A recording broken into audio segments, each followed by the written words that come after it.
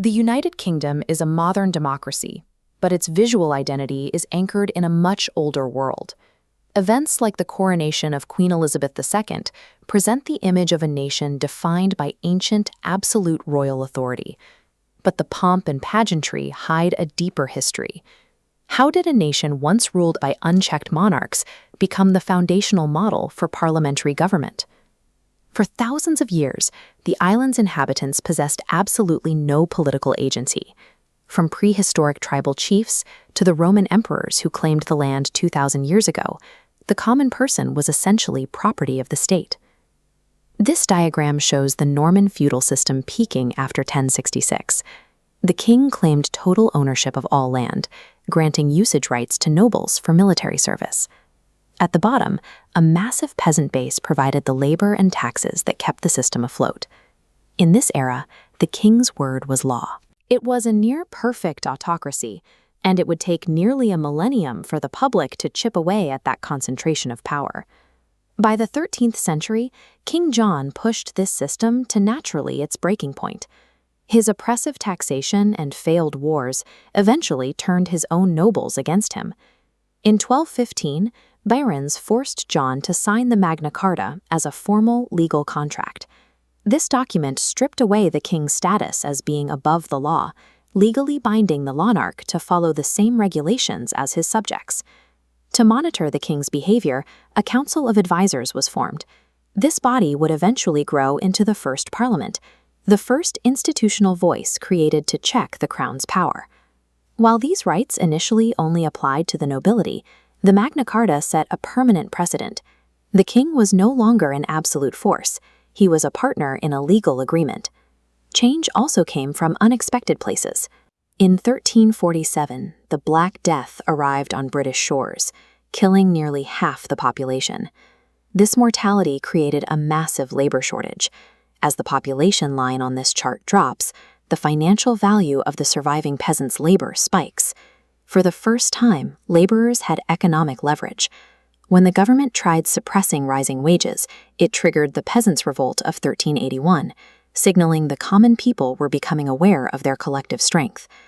By the 17th century, King Charles I claimed a divine right to rule, believing his authority was absolute and refusing to cooperate with Parliament.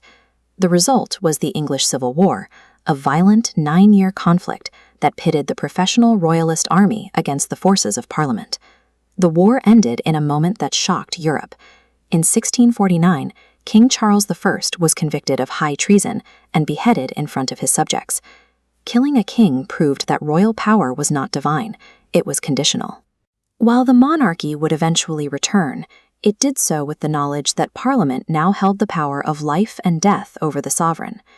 In the 18th century, the economy shifted again. The rise of steam power moved the nation's wealth away from rural estates and into urban factories.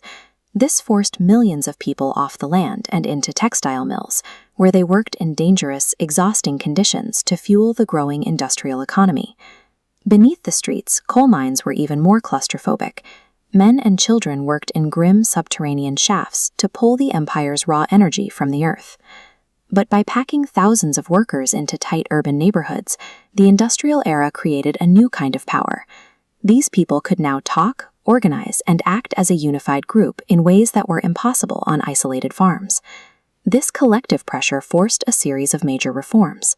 The public demanded, and won, the creation of professional police forces, the first child labor protections, and an expanded right to vote. The Industrial Revolution didn't just build factories. It built a dense, urban population that was now too interconnected and too economically vital for the ruling class to ignore. The 20th century accelerated this shift. The world wars required the total mobilization of the entire population, forcing the government to rely on the average citizen for the nation's survival. On the home front, civilians faced the same bombings and hunger as the soldiers at the front. By 1945, the shared devastation of the war had effectively leveled the nation's social hierarchy. Exhausted by the conflict, the British public demanded a new deal. In the election of 1945, they chose a government that promised to rebuild the country for the workers, not just the elite.